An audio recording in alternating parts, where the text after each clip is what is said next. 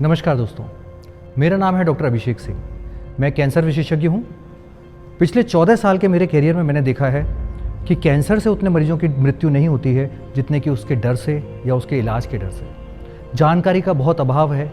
समाज में बहुत सारे मिथक, बहुत सारे भ्रम, बहुत सारी अफवाहें प्रचलित हैं, जिस कारण से सही समय पर मरीज सही डिसीजन नहीं ले पाते और उसके कारण से उनकी मृत्यु होती है। हम सब जानते हैं कैंसर तेज़ी से बढ़ रहा है। कुछ अगले समय में, अगले कुछ सालों में बहुत सारे कैंसर के मरीज भारत में पाए जाएंगे, दुनिया भर में बढ़ेंगे। हर घर में, हर मोहल्ले में ढेरों कैंसर के मरीज होंगे।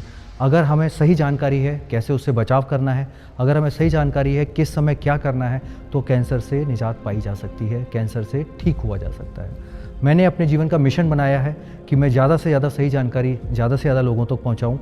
मैं उम्मीद करता हूँ कि आप लोग भी मेरा साथ देंगे और इस मिशन में ज़्यादा से ज़्यादा जाने बचाने में मेरी मदद करेंगे। सन 2018 का वाक़या है। मेरा परिवार, मेरी पत्नी, मेरे बच्चे अपने और सपने हम दोनों पूरा करने में लगे हुए थे। मेरी बेटी डॉक्टर बन रही थी। मेरे बहुत सारे सपने थे। मेयर का इलेक्शन होने वाला था, मैं उसमें आवेदन करना चाह रही थी, लेकिन उसी समय मुझे पता चला कि मेरे एक सिस्ट सा बन रहा है। मैंने उसको ऑब्जर्व करना शुरू किया, फिर मेमोग्राफी वगैरह करवाई और फिर FNAC करवाई, फिर बायोप्सी के लिए मैं गुड़गांव गई। वहाँ मुझे पता चला मुझे कैंसर है। और ये सदमा मेरे परिवार के लिए, मेरे बच्चों के लिए ये बहुत ही भयानक था, क्योंकि सपने में भी नहीं सोचा था कि हमारे साथ ऐसा हादसा हो जाएगा। अर्ली स्टेज का कैंसर था। सुनते ही मेरे पैरों के नीचे से जमीन निकल गई। मेरा परिवार बहुत शॉक्ड था कि ऐसा हो गया।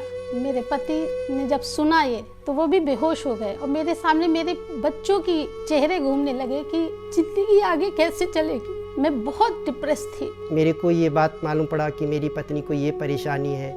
मेरे मन में यही हुआ, अब मैं कैसे, हमारा परिवार चलेगा, क्या होगा। पति पत्नी परिवार के दो पहिए होते हैं। पत्नी के बिना पति अधूरा, पति के बिना पत्नी अधूरी। हम अपनी परिवार की गाड़ी एक दूसरे के बिना नहीं चला सकते, सपने पूरा नहीं कर सकते। सारा दिन मैं इनको मोटिवेट करता रहता था, लोगों से कहता था। डॉक्टर साहब से भी कहा थोड़ा इनकी काउंसलिंग करिए, इनको समझाइए, होपलेस हो रही है। ट्रीटमेंट के साथ जितना भी सपोर्ट हम लोगों का ले सकते हैं मैं तो कर ही रहा था, लेकिन मुझे लगा लोगों का भी सपोर्ट लेना चाहिए। लोग समझाएं, मोटिवेट करें, इनको जीने की इच्छा हो और जो बीमारी है उसके प्रति लड़ने में और स्ट्रांगली उससे लड़ें। इस बीमारी के बारे में समाज में बहुत सारी भ्रांतियां फैली हुई हैं। लोगों ने तरह तरह की अफवाह फैला रखी थी, लेकिन हमने ध्यान नहीं दिया, क्योंकि हम लोग पढ़े लिखे समझदार लोग हैं और आगे हमने सोचा जो भी होगा देखा जाएगा। लेकिन हमें हार नहीं माननी है। हमने जो सुना था, पढ़ा था, कोई भी दुख साहस से बड़ा नहीं, हारा वही जो लड़ा नहीं। जो डॉक्टर्स मुझे मिले वहाँ, पीयूष अग्रवाल जी, उन्होंने मुझे बहुत समझाया और साथ में मेरा भांजा जो डॉक्टर है नरेंद्र जी, उन्होंने भी मुझे बहुत सपोर्ट किया कि नहीं, कुछ नहीं है, सब ठीक हो जाएगा। मैंने थोड़ा सा हिम्मत रखा कि चलिए अब जो ईश्वर ने दिया है मुझे करना तो है ही है, हिम्मत रख के। मैं किसी को बता नहीं पा रही थी। मेरा परिवार बहुत ज़्यादा परेशानी में था। हमने ऑपरेशन करवाया। हमें सजेस्ट किया गया कि आप अभिषेक डॉक्टर से कीमोथेरेपी करवाइए। लोग बहुत बहुत कह रहे थे कि अरे अब तो इनकी लाइफ बिल्कुल चली गई।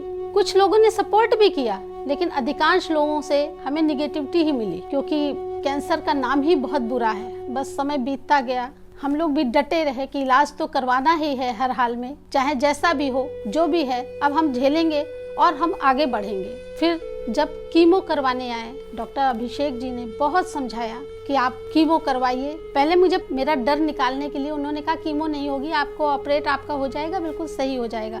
लेकिन फिर धीरे धीरे मुझे बताया गया कि कीमो होगी और कीमो के नाम से मैं बहुत डर गई, क्योंकि एक इसके बारे में मैंने जो सुना था कि कीमो में शरीर बहुत कमज़ोर हो जाता है और बहुत मुश्किल से ही आगे की लाइफ चल पाती है। बहुत सारी परेशानियां बॉडी में आ जाती हैं और सबसे बड़ी बात कि बाल चले जाते हैं। लेकिन फिर डॉक्टर से मैंने ये बात कही, डॉक्टर अभिषेक जी ने मुझे दिखाया, कई वीडियो भी दिखाया उन्होंने कहा क्या दिक्कत है, बाल चले जाएंगे तो क्या हो गया, आ जाएगा दोबारा और उससे अच्छे आ जाएंगे। रश्मि जी जब हमारे पास आई थी तो अपने ब्रेस्ट कैंसर के लिए ऑपरेशन करवा कर आई थी। अब उनकी कीमोथेरेपी होनी थी, उनको भेजा गया था मेरे पास कि उनकी अच्छे से कीमोथेरेपी करनी है। बहुत सारे डर उनके मन में बैठे हुए थे कीमोथेरेपी को लेके, जो प्राय हर मरीज में होते हैं। कीमोथेरेपी कितना दर्दनाक होगी, कीमोथेरेपी के कितने नुकसान होंगे, ब्लड चढ़ाने की कितनी ज़रूरत होगी, खून तो नहीं जल जाएगा, चेहरा और शरीर काला तो नहीं पड़ जाएगा, कमज़ोरी ऐसी तो नहीं होगी कि बिस्तर पकड़ लें। एक और जो चीज़ उनके मन को खा रही थी वो था बालों का गिरना। रश्मि जी बहुत सोशली एक्टिव हैं, वो अपने स्कूल और उसके अलावा भी सोशल लाइफ में बहुत एक्टिव हैं। उनका अपीयरेंस बहुत सारे जैसे ब्रेस्ट कैंसर के मरीज होते हैं ऐसे उनके लिए भी बहुत इंपॉर्टेंट था कि मैं कैसी दिखूंगी, क्या मैं बिल्कुल एकदम कमज़ोर हो जाऊंगी, आंखें काली हो जाएंगी, बाल गिर जाएंगे, जैसा पिक्चरों में दिखाया जाता है कि मेरी हालत ऐसी हो जाएगी। क्योंकि मैं पब्लिक डीलिंग करती थी इसलिए मुझे जाना आना भी रहता था, तो मुझे लगा कि मैं कैसे करूंगी, क्योंकि आगे उनको फेस करना, उनको सारी बातें बताना, क्योंकि सुख की बातें तो सबको बताई जा सकती है, लेकिन दुख की बातें दूसरों को बताने में, दूसरों से शेयर करने में हिचक होती है, क्योंकि कौन अपना है कौन पराया कुछ समझ में नहीं आता है। इसलिए केवल हम लोग अपने परिवार में बस बात कर लेते थे, अपने बच्चों से बात करते थे, हस्बैंड से बात कर लिया, तो सबने हिम्मत बंधाई कि नहीं, जो होगा सो देखेंगे और अच्छा ही होगा। जो भी समय है हमें इसको भी काटना है हर हाल में, चाहे हम अकेले हो, चाहे जैसे पहले कीमो में जब हम गए तो मुझे लगा कि मैं शायद नहीं आ पाऊंगी।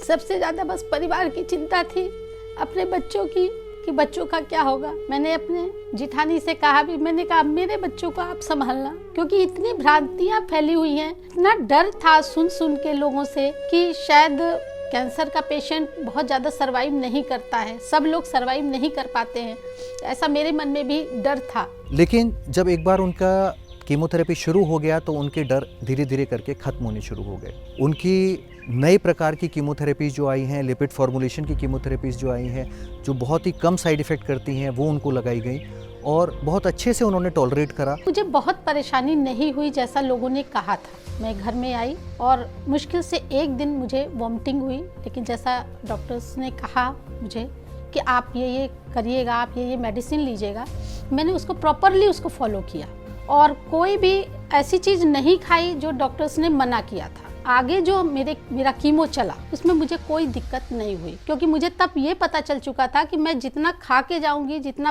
पानी पी के जाऊंगी, मुझे परेशानी नहीं होगी। और अब तो मेडिसिन भी बहुत अच्छी आ रही हैं। 4 के बाद जो कीमो हुई, जो राउंड चला, उसमें मुझे बिल्कुल भी दिक्कत नहीं हुई, उसका कोई साइड इफेक्ट भी नहीं था।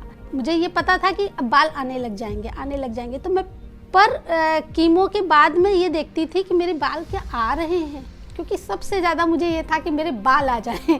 बाकी लाइफ तो मेरी नॉर्मल चल रही थी, मैं अपना काम पे भी जा रही थी, स्कूल भी जा रही थी, बच्चों से भी इंटरेक्ट कर रही थी, टीचर्स को भी वैसे ही सबसे मैं बातचीत कर रही थी। मैं ये भूल जाती थी कि मुझे कोई बीमारी है। लेकिन हाँ, कुछ लोग मुझे बहुत ज़्यादा ध्यान से देखने लगते थे, कुछ कहते थे कि आपने क्या नकली बाल लगा रखे हैं, लेकिन मैं इन बातों को इग्नोर मारती थी। मैं ये सोचती थी मुझे अपने परिवार के लिए मुझे नया जीवन मिला है, अब मुझे इसको अच्छे से रखना है और खुश रहना है, जिससे मेरा परिवार खुश रहे। करते करते मेरे 6 कीमो जो राउंड चले थे वो पूरे हो गए और उसके बाद फिर मेरी हेल्थ भी अच्छी होने लगी पहले से। और फिर भी मैंने पूरा 2 साल मैंने फॉलो किया, रेगुलर डॉक्टर्स के पास जाते थे और जैसा भी मेडिसिन वगैरह डॉक्टर्स देते थे वैसा मैं करती थी।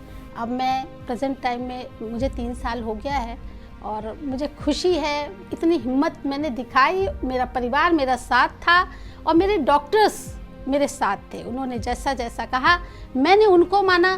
बाकी कुछ निगेटिव लोग भी आ जाते हैं आपकी लाइफ में जो आपको डेमोलाइज करते हैं, तो उनको बिल्कुल भी नहीं मैंने सुना। और मैं आपसे भी यही कहना चाहूँगी, लोगों से यही कहना चाहूँगी कि कैंसर के बारे में जो गलत भ्रांतियाँ लोगों में फैली हुई हैं कि ये क्योर नहीं हो सकता, ऐसा बिल्कुल भी नहीं है। बस आवश्यकता है हिम्मत दिखाने की। अगर आप हिम्मत से लड़ाई लड़ेंगे तो आप कैंसर को बिल्कुल हरा पाएंगे, क्योंकि अब तो नई नई टेक्निक आ गई हैं। सरकार भी हमारी सहयोग कर रही है। किसी भी पेशेंट को अगर गरीब तबके के हैं तो उनको भी सरकार इतना पैसा दे रही है कि उनकी बीमारी बिल्कुल ठीक हो सकती है। हिम्मत है आपको आगे आने की। आप अपनी बीमारी को छुपाइए नहीं और अपने को ऑब्जर्व करते रहिए कि कहीं कोई दिक्कत तो नहीं है। एक बात मैं फिर से बताना चाहूंगी कि जब मेरी शुरुआत हुई थी तो मुझे ये नहीं पता चला था कि मुझे कैंसर है, लेकिन मेरे मेरे पैरों में ईचिंग बहुत हो रही थी, बहुत ज़्यादा ईचिंग हो रही थी दोनों पैरों में नीचे की ओर।